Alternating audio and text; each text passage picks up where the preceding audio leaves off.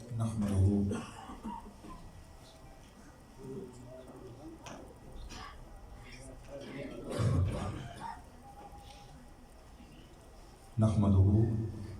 ونصلي ونسلم على سيدنا ومولانا محمد رسوله النبي الأمين الكريم الرؤوف الرحيم. أما بعد، فأعوذ بالله من الشيطان الرجيم. بسم الله الرحمن الرحيم. قال الذين غلبوا على أمرهم لنتخذن عليهم مسجدا. صدق اللہ العظیم. انتہائی واجب الاحترام، لائق عزت تعظیم و اکرام ارباب علم و دانش، صاحبان فضل و حکمت، عمائدین و معززین، اہل طریقت و نسبت، بزرگان محترم، زائرین و عقیدت مندان اور دور و نزدیک اور قرب و جوار سے تشریف لائے ہوئے جملہ خوش بخت و سعادت مند حاضرین ذی کرام، اللہ جل مجدہ کا بے حد و حساب شکر کہ جس نے ہمیں آقا علیہ السلام کی نسبت غلامی کی شکل میں نعمت ایمان بلا استحقاق محض اپنے فضل سے عطا فرمایا، اور پھر کرم بالائے کرم فرماتے ہوئے اس عظیم نعمت کی حفاظت کے لیے ہر زمانے اور ہر علاقے میں ایسی مفید اور مؤثر نسبتیں بھی عطا فرمائیں کہ جن کے ذریعے ہم نفس اور شیطان کے حملوں سے اپنے ایمان کو بچانے کا سامان کر سکتے ہیں۔ یہ جو ابتدائیے میں ایک ایک لفظ کہا، یہ پوری ذمہ داری کے ساتھ اپنے اساتذہ اور مشائخ، ان سے جو کچھ سیکھا اس کے نتیجے میں علی وجہ البصیرت کہا۔ ایک جملہ اور کہنا چاہتا ہوں، اور یہ بھی دینی تعلیمات کے ایک اعتبار سے نچوڑ کو پیش کر رہا کہ جہاں تک اپنی ریاضت، عبادت، مشقت اور محنت بھی نہیں پہنچاتی، اس سے کہیں اوپر تک نسبت پہنچا دیتی۔ نسبت جہاں تک پہنچاتی ہے وہاں تک اپنی عبادت اور ریاضت کام نہیں آتی۔ اس کے لیے پھر اشارتاً صرف عرض کر رہا ہوں کہ جب اللہ رب العزت نے ان کے استحقاق خلافت اور اس عظیم منصب کے لائق ہونے کو ظاہر فرمایا اپنی نسبت سے، کیا کہا؟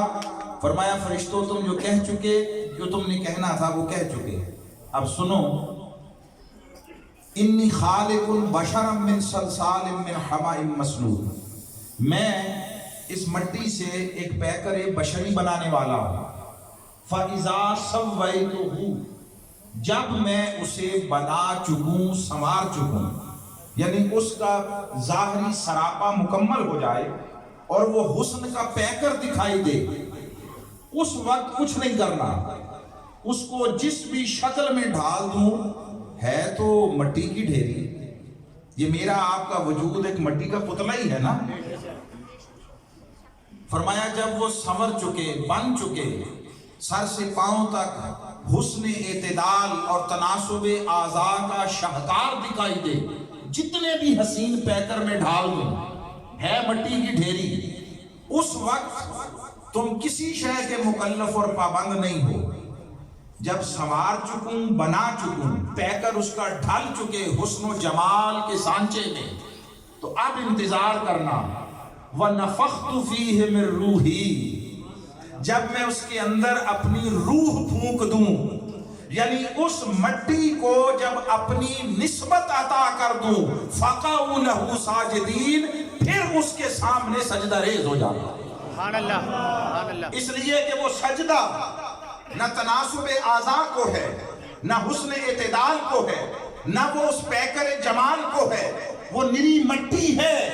جب تک اس کی نسبت کی حامل نہیں ہوئی اس وقت تک مٹی ہے، اور جب اللہ کی نسبت عطا ہو گئی وہی مٹی لائق سجدہ ملائک ہو گئی۔ فرشتے اور فرشتوں نے بدل و جاں برضا و رغبت ان کے سامنے سجدہ کیا کہ یہ دو عظیم چیزیں اللہ نے آدم کو عطا کر دی، ایک اپنی نسبت اور دوسری علم کی وسعت۔ یہ ہر دور میں معیار فضیلت رہا، آج بھی ہے اور قیامت تک رہے گا۔ اس لیے میں نے کہا جہاں تک نسبت پہنچاتی ہے وہاں تک کوئی عبادت اور ریاضت نہیں پہنچاتی۔ اور اس ابتدائیے کا آخری جملہ کہہ رہا ہوں کہ ریاضت، مجاہدہ، مشقت، محنت، عبادت یہ چیز کی قیمت کو بدل دیتی ہے۔ مٹی ہے، مٹی راستے میں پڑی ہے، آپ شوز پر لگنا بھی گوارا نہیں کرتے، اسی مٹی کو لیا کسی نے، ایک پروسیس سے گزارا، اس پر محنت کی، اسے چاک پر چڑھایا اور ایک خوبصورت شکل دے کر بھٹی میں پکا دیا، وہ کوئی سراہی بن گئی، کوئی جگ گلاس بن گیا، کوئی گھر کا ڈیکوریشن پیس بن گیا۔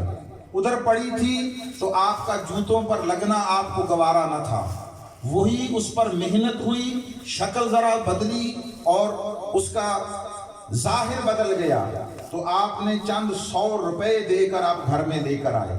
مگر اس کے باوجود جب اس ڈیکوریشن پیس کو رکھا، گھڑا لے کر آئے، پیالہ لے کر آئے، اس پر جتنے حسین نقش و نگار بھی بنا دیے، تب بھی کسی نے پوچھا یہ کس شے کا ہے، یہ کس شے سے بنا ہے؟ آپ نے کہا مٹی سے بنا ہے۔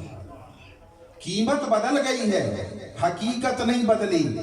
نسبت وہ شے ہے جو شے کی قیمت کو نہیں اس کی حقیقت کو بدل دیتی ہے۔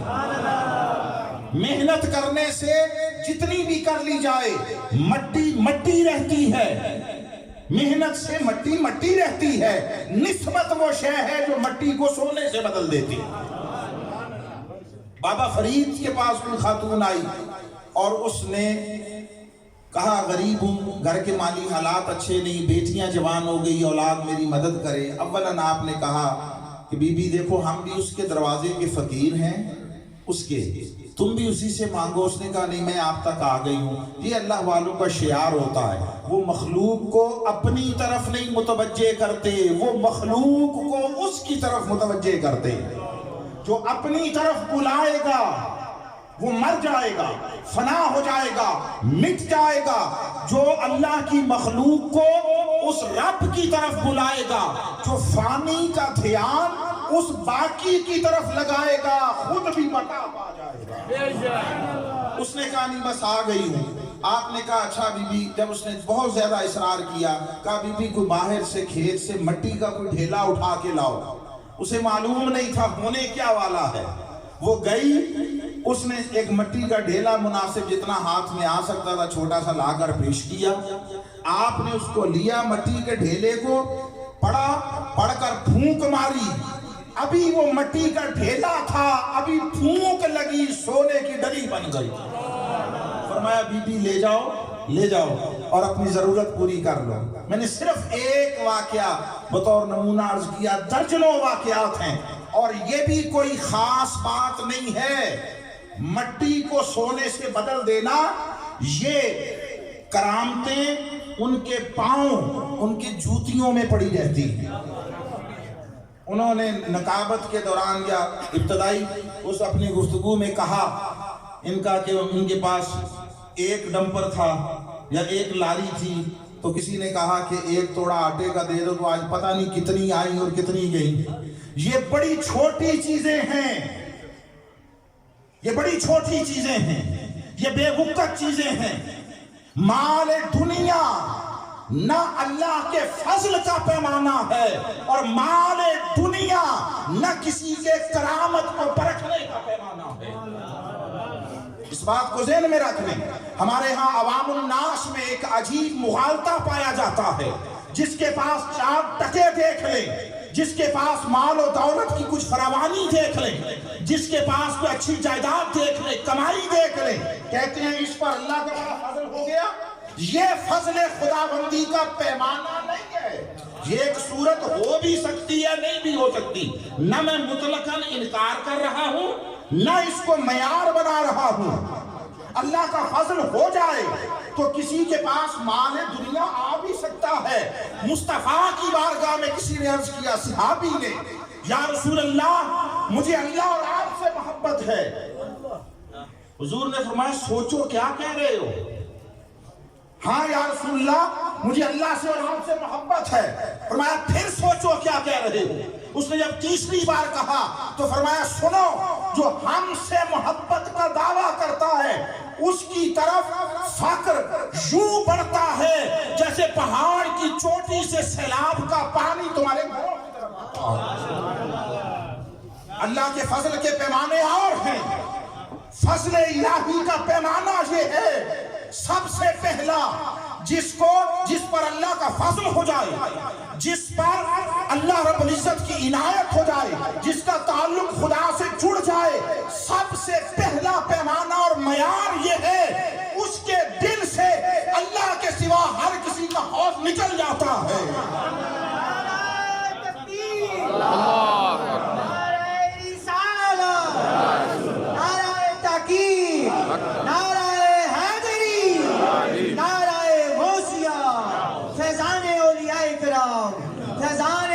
زندہ ولی کناری. اللہ کا ولی ممکن ہے اس حال میں نظر آئے کہ ظاہراً کوئی خزانے نہ پڑے ہوں، مال و دولت کے انبار نہ پڑے ہوں. یہ معیار نہیں ہے. معیار یہ ہے کہ اللہ کا ولی ٹوٹی چارپائی، ٹوٹی چٹائی اور بوریے پر بیٹھا ہو، شہانے وقت آ جائے وہ نظر اٹھا کر نہیں دیکھتا. زمانے کے سلاطین عالم اس کو ڈرا نہیں سکتے، جھکا نہیں سکتے، اس کو اپنے موقف سے ہٹا نہیں سکتے. ولی اللہ کی نگاہ یہ ہے کہ بادشاہ وقت آ جائے تھر تھر کانپتا ہے، نظریں جھکا کر بیٹھا. ولایت کا پیمانہ ہے، معیار یہ ہے. پھر دوسرا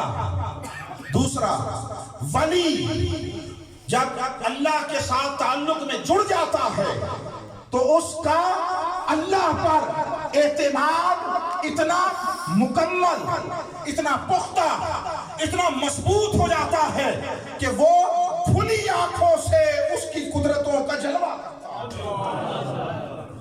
علماء یہ ایک الگ ٹاپک ہے مگر ایک جملہ اس میں سے لے رہا ہوں. اللہ رب العزت نے دین مصطفیٰ کی قیامت تک حفاظت کا ذمہ اٹھایا تو اسباب کی دنیا میں ہمیشہ وہ اسباب کے ذریعے ظاہر کرتا ہے اپنی قدرتوں کو، چاہے اس کے بغیر بھی کرے. وقتاً فوقتاً ہوتا ہے. دین مصطفیٰ کی حفاظت کا ذمہ اٹھایا. اللہ نے کچھ اہتمام کیے. ہر نبی دین پہنچانے والا تھا، دین پہنچانے والا. حضور بھی دین پہنچانے والے ہیں. آپ سورہ یاسین سے وہ ایک جملہ جو ہر مقرر و خطیب اپنے خطاب کے اختتام پر کہتا ہے، وَمَا عَلَيْنَا إِلَّا الْبَلَاغُ الْمُبِينُ، یہ نبیوں کا جملہ ہے. یہ اعلان ہے ہمارے ذمہ صرف بات پہنچا دینا ہے، منوانا نہیں ہے، ہدایت نہیں ہے، وہ اللہ کے ذمہ کرم پر ہے. ہر نبی دین پہنچانے والا تھا، پہنچا کر گیا. پیچھے شیطان کے حملے ہوئے، لوگوں کی دین سے بے رغبتی ہوئی، دین مٹنے لگا. اللہ نے نئے نبی کو بھیج دیا. उसने आकर फिर से दीन को जिंदा करके खड़ा कर दिया, लोगों का दीन पर एतमाद बहाल किया। ये सिलसिला चलता रहा हत्ता कि ताजदार कायनात तशरीफ ले आए। आका भी दीन पहुंचाने वाले थे, मगर अल्लाह ने फरमाया हबीब आदम से ईसा तक जितने बाकी दीन पहुंचा कर गए, उनका पहुंचाया हुआ दीन मिट जाता था, आपका नहीं मिटने दूंगा, नहीं मिटने दूंगा। मैं अपने जिम्मा करम पर ले रहा हूं। नहनु नज़्ज़लना ज़िक्र व इन्ना लहू लहाफ़िज़ून, हमने उतारा है, हम हिफाजत। एक सवाल है, मौला हुजूर का दीन इसलिए उसकी हिफाजत फरमाएगा कि आपने कहा हमने उतारा, जो ईसा लेकर आए थे वो किसने उतारा था? जो मूसा लेकर आए थे वो किसने उतारा था? आपने उतारा था ना। उसने फरमाया हाँ उतारा हम नहीं था, हिफाजत की जिम्मेदारी इसलिए नहीं उठाई कि वहां हर एक के बाद अगले ने आना था, उसने फिर दीन को जिंदा करना था। मुस्तफा को खातमुल अंबिया वल मुरसलीन बनाकर भेजा, खत्म नबुव्वत का ताज पहना कर भेजा। अब इसके बाद किसी नबी को किसी माना में नहीं आना, न जिल्ली, न पुरोजी, न ज़ेली, न कोई और। नबुव्वत का दरवाजा बंद हो गया। अब जो काम नबियों से लेता था दीन को दोबारा जिंदा करने का, वो इस उम्मत के अफराद के जरिए पूरा करूंगा। जिम्मेदारी मेरी है, असबाब मैं बनाऊंगा। अल्लाह ने हुजूर के दीन को क़यामत तक कायम रखने के लिए कुछ असबाब किए। पहला सबब, अंबिया दीन पहुंचा कर जाते थे, पीछे दीन बचाने वाला कोई ना होता था। फरमाया हबीब आप भी दीन पहुंचाने वाले हैं, मगर पहुंचाकर आपकी जिम्मेदारी खत्म हो गई। गम न करना, आपको दीन पहुंचाने वाला बनाकर भेज रहा हूं, पीछे हुसैन की सूरत में दीन बचाने वाला भी दे रहा हूं।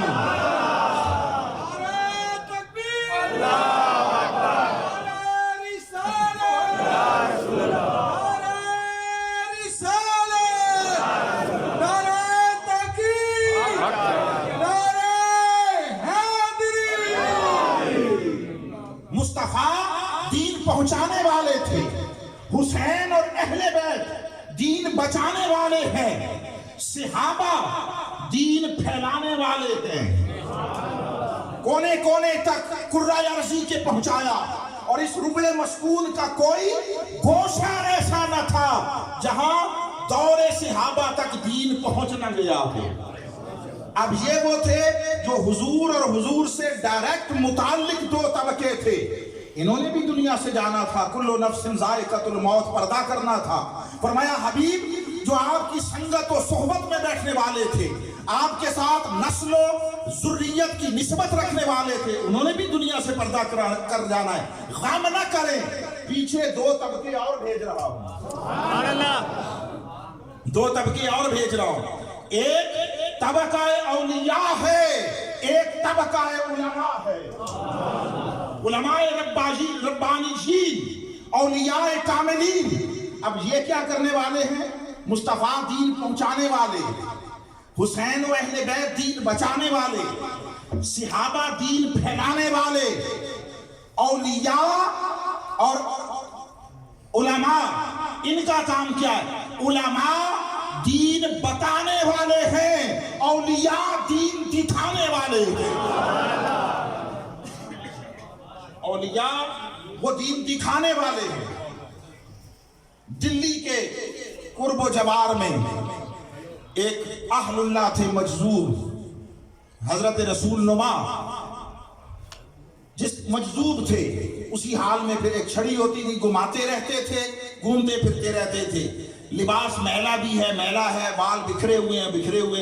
एक दिन दर्स के पास से गुजर रहे थे, दर्स के पास से मौलवी साहब कोई फिका का उसका मंतिक का मजमून पढ़ा रहे थे, तो उन्होंने बताया कि ये जो आसमान है ये ऐसे वजूद हैं जो ना फट सकते हैं ना जुड़ सकते हैं, तब्दीली तगय्युर नहीं हो सकता। किसी बच्चे ने सवाल कर दिया, उस्ताद जी अगर ये फट जुड़ नहीं सकते तो शबे मेराज मुस्तफा कैसे गए और कैसे आए? फटे बगैर चले गए जब फटे तो गए, और अगर फटे या खुले तो वापस आने के बाद जुड़ गए, या वैसे ही अगर फट भी गए जुड़ भी गए तो आप क्या पढ़ा रहे हैं हमें? अवश्य पढ़ा रहे हैं। वो मंतक, वो फलसफा, उसके कज़िये, वो सूरा वुस्ता, वो उन्हें कहा उस्ताद जी सादा बात बताइए, गए या नहीं गए, आए या नहीं आए? तो कैसे गए आए? रसूल नुमा वहां से गुजरे, आपने सुना, पूछा मौलवी साहब बच्चे क्या कह रहे हैं? उन्होंने देखा बाल बिखरे और ऐसे ऐसे। उनका बाबा जा, तेरे समझ में आने वाली बात नहीं है। जो 4 लफ्ज पढ़ लेता है ना उसको ये बड़ा गुमान होता है, ये बड़ा गुमान होता है। और मैं आपको सच बताऊं, दौलत का तकब्बुर भी बड़ा है, इक़्तिदार और सल्तनत का तकब्बुर भी बड़ा है, मगर इल्म और इबादत का तकब्बुर उससे कहीं बढ़कर मोहलिक है। जिसको 4 हर्फ आ जाएं वो दूसरों को जाहिल और अवाम का अनाम के नारे लगाता फिरता है, और जो 4 सजदे कर ले उसे सारी दुनिया वो किसी और हाल में दिखाई देने लगती है, ताने देने लगता है, इसको नमाज का जो नमाज की तौफीक नहीं है, फला फला। बाबा अपनी संभाल, जो पड़ी है पता नहीं तोड़ चढ़ी है या नहीं। पानी भरन नुआइयां सईयां, रंगा रंग खड़े, भरिया उसे दा जानियो जिसका तोड़ चढ़े। अपने की फिक्र कर, तोड़ चढ़ी या नहीं चढ़ी। तो उसने कहा तुम्हें नहीं समझ आने, उसने कहा नहीं बताओगे तो खड़ा रहूंगा, नहीं जाऊंगा। तंग आकर बता दिया ये बात कही, बच्चे ये कहते हैं। उसने कहा मौलवी साहब इतनी सी बात है जिससे परेशान हो, इतनी सी बात है? इतना कहा, छड़ी घुमाते हुए ऐसे दीवार थी, दीवार की तरफ गए और आंखें फटी की फटी रह गई, अकलें दंग रह गई। दीवार जू की तू थी, रसूल नमाज गुजर गए। फटना तो दरकिनार, दरार न आई, बस अभी बाबा जहां था अभी नहीं है, किधर गया? परेशान थे, दांतों में उंगलियां दबाई हुई थी। ये मंजर देख रहे थे, वो मुस्कुराते हुए उसी तरह छड़ी घुमाते हुए वापस आए। फरमाया मौलवी साहब यूं गए थे यूं आए थे।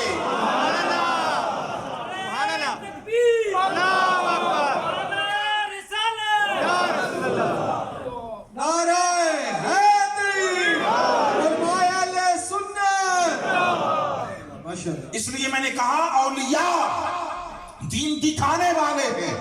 सीखना हो उलमा के पास आओ, तकना हो औलिया के पास जाओ, औलिया के पास जाओ। और याद रख लीजिए, ईमान इत्मीनान में बदलता है, इल्म से नहीं, रोयत से। मुमकिन है ईमान हो इत्मीनान ना हो, इत्मीनान अलग दर्जा है। हजरत इब्राहीम अल्लाह की बारगाह में अर्ज करते हैं रब्बे अरनी कैफ़ तुह्यिल मौता, मौला दिखा मुर्दों को कैसे जिंदा करता है या करेगा। काला अवलम तुमिन, इब्राहीम है खलीलुल्लाह है। अल्लाह पूछ रहा है इब्राहीम ईमान नहीं इस बात पर? काला बला, मौला ईमान है।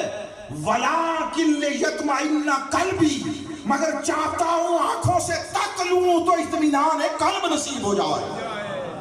कहा फिर ऐसा कर लो, 4 परिंदे लो ज़िबा करो, और 4 परिंदे लो मानूस कर लो, ज़िबा करके पहाड़ियों पर फैला दो, आवाज देना। कहने का मकसद ये है कि लाजिम नहीं कि जिसको ईमान हो उसे ईकान और इत्मीनान कल्ब भी हो। उलमा से दीन सीखो, औलिया के पास बैठकर रोयत करके, मुशाहदा करके दीन में इत्मीनान कल्ब हासिल करो। लोग कहते हैं औलिया के पास क्या करने जाते हो, ये बाबा फरीद के पास क्या लेने जाते हो, ये ताजदार गोलड़ा पीर मेहर अली शाह साहब के पास क्या लेने जाते हो, बाबा और ख्वाजा अजमेर के पास, सैयदना गौसुल आजम के पास क्या लेने जाते हो। हाँ, वो कहते हैं सब कुछ तो किताबों में है, बाबा किताबों में पढ़ने के लिए है, औलिया के पास तकने के लिए जाते हैं, वो तका देते हैं। अल्लाह रब्बुल इज्जत ने हमें मुतवज्जे किया है, और ये बात बड़ी अहम है। अब वो इसी में वक्त हुआ चाहता है, मैं 5 मिनट 7 मिनट और अब लूंगा, मालूम नहीं दोबारा कब आना नसीब हो। जो कलिमात पढ़े ये सूरह कहफ से हैं। जब असहाब कहफ विसाल फरमा गए, پیچھے دو طرح کے لوگ تھے، طبقات، جن کا ان کے ساتھ کوئی رشتہ کلیم کرتے تھے، جو کلیم کرتے تھے۔ ایک کافر و مشرک تھے جن کے دور اقتدار میں وہ ڈر کر وہاں سے نکلے سوسائٹی سے اور غار میں جا کر پناہ لی اور 300 سال تک وہاں سوتے رہے، 309 سال سوتے رہے۔ ایک وہ طبقہ بھی کلیم کر رہا تھا یہ ہمارے دور کے ہیں، ہم ہیں ان کے وارث۔ ایک اہل ایمان جو اس دور میں اب برسر اقتدار تھے وہ کلیم کرتے تھے۔ اور ایک بات یاد رکھ لیجئے کہ قیامت کے دن تمہاری برادری، ذات، قوم، نسل، رنگ، ذات پات اس پر استوار نہیں ہوگی۔ جن جن قوموں قبیلوں سے تعلق رکھتے ہو یہ قیامت کے دن لائق اعتبار نہیں ہوں گے۔ قیامت کے دن دو ہی برادریاں ہوں گی، ایک اہل ایمان کی، ایک اہل انکار کی۔ تو جو اہل ایمان تھے انہوں نے کہا، کیونکہ وہ غالب بھی تھے معاشرے میں، تو اس کے متعلق کہا اللہ رب العزت نے قال الذین غلبوا علی امرہم، وہ جو معاشرے میں غالب تھے، غلبہ رکھتے تھے اس وقت، لنتخذن علیہم مسجدا، انہوں نے کہا اب یہ جہاں فوت ہو گئے اور ان کے مزارات ہیں، ہم ان مزارات کے اور اس دروازے پر، اس غار کے دروازے پر مسجد بنائیں گے۔ یہ کوئی آپ نے عجیب کام نہیں کیا، نیا کام نہیں کیا۔ بعض لوگوں کو اس پر اچنبھا ہوتا ہے، وہاں بیٹھک ہے یا کچھ ہے جی وہاں مسجد بنا دی، کسی جگہ پر مزار ہے وہاں مسجد بنا دیا۔ یہ کام نہ نیا ہے نہ عجیب ہے، ہاں یہ سعادت کا کام ہے جن کے حصے میں آئی۔ محترم ملک شفیق صاحب ہیں اور محترم شمشاد صاحب، چودھری شمشاد صاحب ہیں اور محترم گلزیب صاحب ہیں، اور پھر ان کے ساتھ تھے غالباً اسلم بھائی مرحوم یا اور لوگ جتنے بھی تھے۔ یہ اعزاز ملا ہے، اعزاز۔ اور یاد رکھ لیجئے مسجد آپ کہیں بھی بنا لیں، مسجد ہے، اللہ کا گھر ہے، عبادت قبول ہوتی ہے، عبادت کی اجازت ہے۔ میں یہ لفظ کہہ رہا ہوں، آپ کہیں بھی بنا لیں مسجد، جہاں بھی بنا لیں عبادت کرے، اجازت ہے۔ شرق سے غرب تک روئے زمین پر کہیں بھی بنا لیں، وہاں عبادت کی اجازت ہے۔ جہاں کوئی اللہ والا بیٹھا ہے اس کے قریب بنا لیں، اجازت نہیں ہے، اجابت ہے، قبولیت ہے، قبولیت ہے۔ جہاں جس جگہ کی نسبت اللہ والوں سے ہو جائے۔ لوگ عجیب و غریب بحثیں کرتے ہیں، میں سادہ بات کر رہا ہوں، میں بات کو پھیلانا نہیں چاہ رہا۔ آج روئے زمین پر سب سے زیادہ ہر طبقہ اسلام کے نزدیک معتبر، مقدس، محترم جگہ اور مسجد ایک ہی ہے، اور وہ ہے مسجد حرام، مسجد حرام، کعبۃ اللہ۔ اور سنیے، کعبہ بولیے برکت والی جگہ ہے یا نہیں ہے؟ برکت والی جگہ ہے۔ سنیے، کعبے کی برکات کے اسباب میں سے یہ ہے کہ میزاب رحمت سے لے کر حجر اسود تک کعبے کی دہلیز پر 70 سے زائد انبیاء مدفون ہیں، دفن ہیں، مزارات ہیں ان کے۔ لوگ کہتے ہیں قبروں سے کیا ملتا ہے، اور معاذ اللہ اس سے کوئی شرک اور اس طرح کی باتیں نکالتے ہیں۔ اللہ نے 70 کے قریب محترم معزز انبیاء کے ٹھکانے اور مساکن اپنے گھر کے دروازے کی دہلیز پر رکھے۔ مسجد اقصیٰ، اس کے لیے قرآن میں اللہ نے فرمایا کہ یہ جو مسجد اقصیٰ ہے، الذی بارکنا حولہ، بڑی عجیب بات ہے۔ فرماتا ہے اس مسجد اقصیٰ کا ارد گرد، باہر کا ماحول ارد گرد برکت والا ہم نے بنا دیا۔ عجیب بات نہیں، ہر مسجد کا اندرون برکت والا ہوتا ہے، اور جو اندر کا تقدس اور احترام ہے وہ باہر کی جگہ کے لیے نہیں ہوتا۔ آپ اس مسجد کی حدود تک آتے ہیں، جہاں تک بھی ہے آپ جوتیاں پہن کر آتے ہیں۔ جب مسجد کی حدود میں داخل ہوئے تو جوتیاں اتار دیتے ہیں، یہاں کا تقدس احترام ہر مسجد کے لیے ایسا ہی ہے نا، اندرون مبارک ہے، برکت والا ہے، تقدس و احترام کے